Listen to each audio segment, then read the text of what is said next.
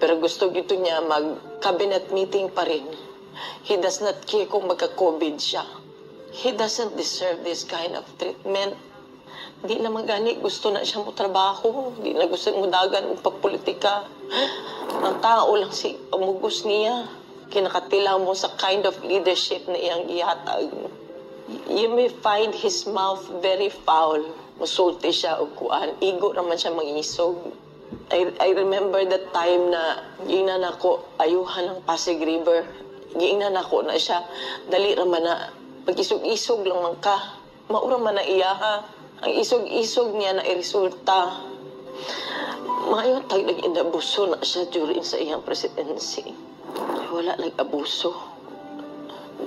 Wala ngawat. Nagpakumbaba siya, miski presidente na siya. Makita niya mo siya matratong tao. Naluhoy ko kay pagkaon alam ng tani ang gusto. Dili na siya materialistic. He doesn't care kung naa siya'y kwarta o wala. He doesn't care kung unsa iyang isuot. Daan.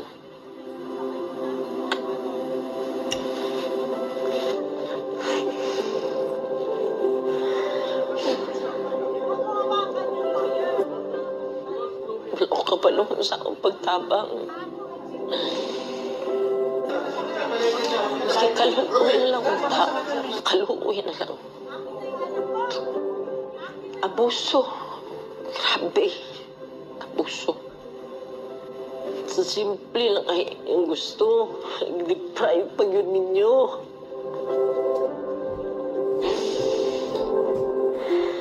Simple lang kayang gustuhan na. I-deprive pag yung miskin gipatay na unta ni mo siya. Dito. Kidnap ninyo.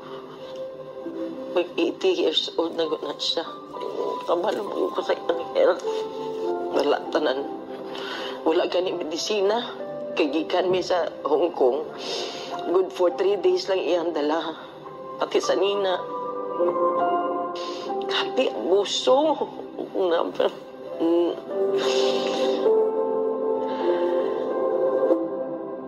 Grabe. Wala man na siya ni trigger o pusil, maski isa. Wala man na siya gi-pusil. Wala man na siya gidunggag.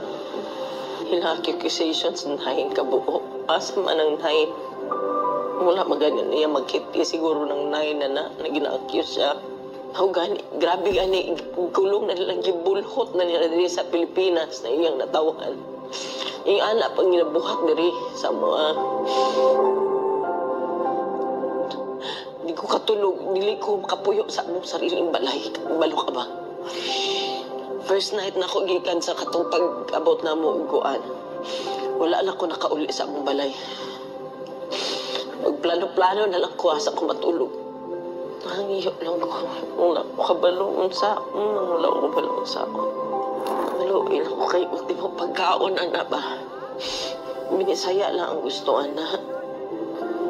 Kung uba naghandong, mansyon ka na sa dili. God. Ano lang. Maghangyo ko sa inyo. Di tabundang, ato di siya mubalik. Ayaw yun mag-undang, di tabundang. Please continue to pray for him. And for us, nga maunsa na mo ni. Tabang, Pilipino, tabang.